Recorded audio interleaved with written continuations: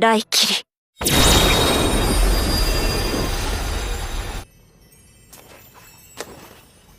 死闘を制したのは我らが生徒会長来切り東堂東花選手です。 Oke guys, balik lagi di channel Alur Anime. Oke, di video kali ini Mimin akan melanjutkan cerita yang sebelumnya. Pasti kalian kangen kan dengan Mimin ya.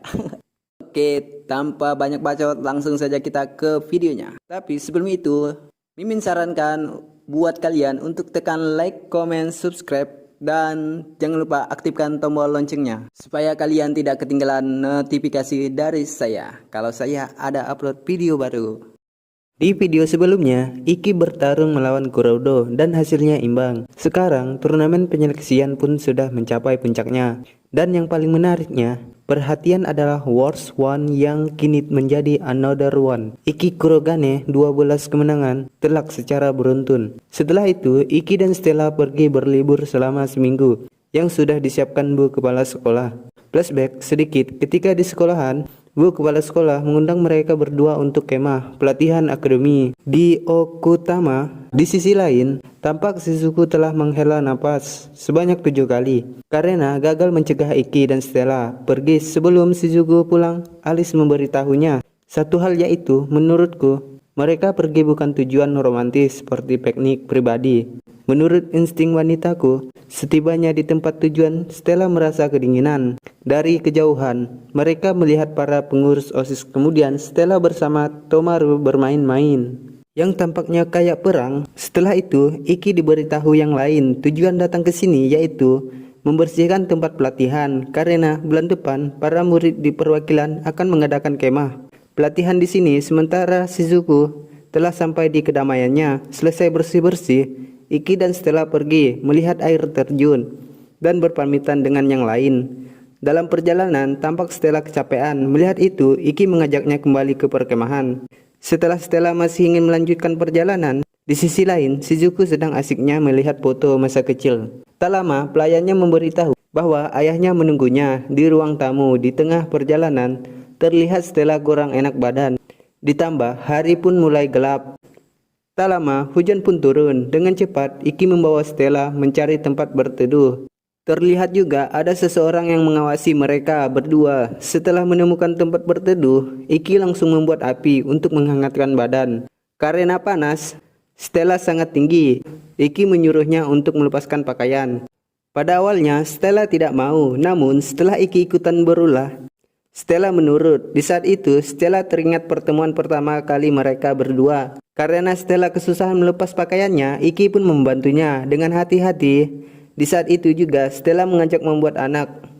Mendengar itu, Iki sangat terkejut. Untungnya, iman Iki sangat kuat dan memberitahunya Stella, "Aku ingin dengan bangga bilang ke semua orang kalau aku menyukaimu. Tapi, kalau hubungan kita jadi terlalu jauh, aku tidak bisa dengan bangga bicara ke orang tuamu dan keluargaku.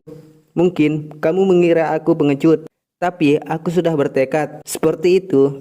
Mendengar itu, Stella sangat senang karena Ikinya sangat serius. Tak lama, Iki ditelepon pengurus OSIS. Iki pun memberitahu tempatnya berada di luar orang yang mengawasi hubungan atasannya dan memberikan laporan sementara.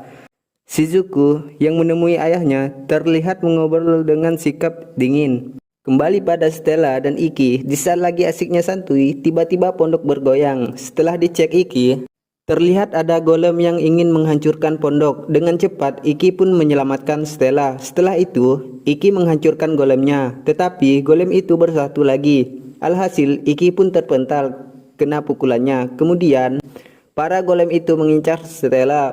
Untungnya, para pengurus OSIS tiba tepat waktu dan menyelamatkan mereka berdua. Meskipun telah ditebas, para golem tersebut kembali utuh. Iki berpendapat kemungkinan ada blazer yang mengendalikannya dari jauh. Misogi mengatakan pendapatnya juga mungkin ini ulah pengguna kabel baja, yaitu blazer yang bisa mengendalikan objek dari jarak jauh menggunakan benang sihir. Tak lama, datang ketua OSIS bernama Touko Toudo yang langsung menyerang para golem tersebut dengan jurus raikirinya sehingga membuat golem itu hancur tanpa sisa dan orang yang mengendalikannya tersambar petirnya. di rumah Shizuku mendapat pemberitahuan yang membuatnya sangat terkejut, yaitu lawan di pertandingan selanjutnya adalah Tauko Taudo.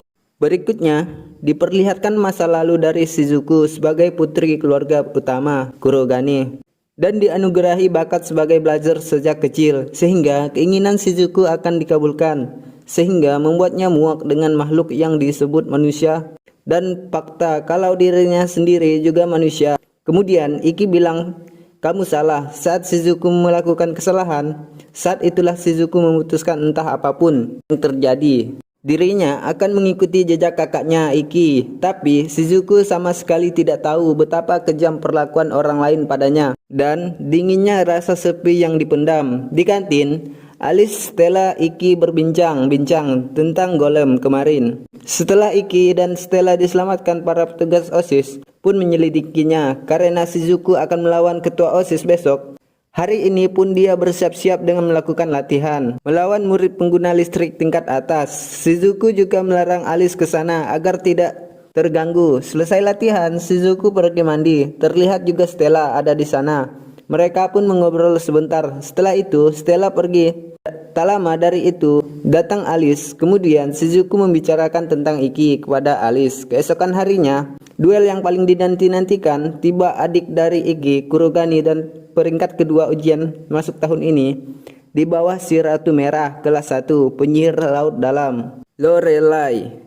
Kurogane Shizuku melawan ketua OSIS akademi ini dan pemenang peringkat teratas kelas 3, Raikiri Tauka Taudo. Mereka pun mengeluarkan senjatanya masing-masing. Pertandingan dimulai.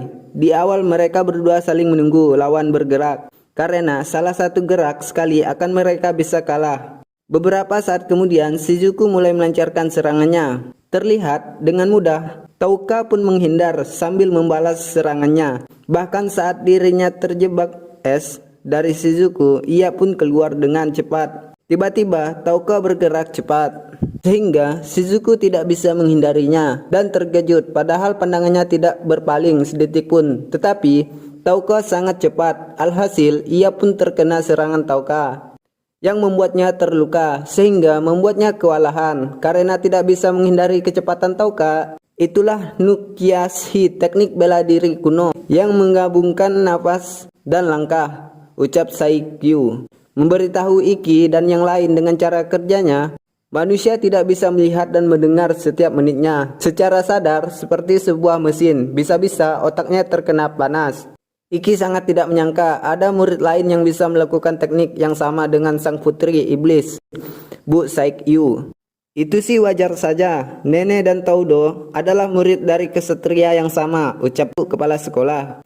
Memberitahu lalu, siapa guru mereka? Tanya Iki. Bu kepala sekolah pun menjawab, Torajiro Nonggou, sang dewa perang.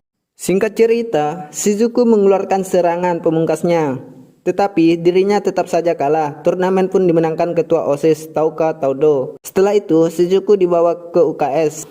Saat itu juga dirinya minta ditinggalkan sendirian, tetapi Alice masih menemaninya dan menenangkannya. Di tempat lain, ayahnya sudah mendengar kabar kekalahannya dengan ditemani bawahannya.